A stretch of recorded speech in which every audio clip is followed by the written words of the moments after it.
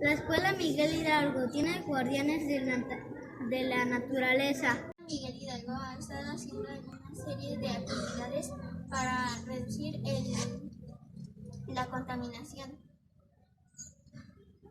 en nuestra comunidad de Santa María Tinguistín. Algunas de estas son las siguientes.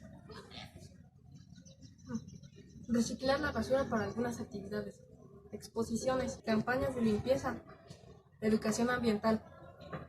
En la Escuela Miguel Hidalgo trabajamos el proyecto Guardianes de la Naturaleza. Fuimos a recoger basura, las calles estaban muy sucias y me pareció bien para limpiar todo lo que tiran.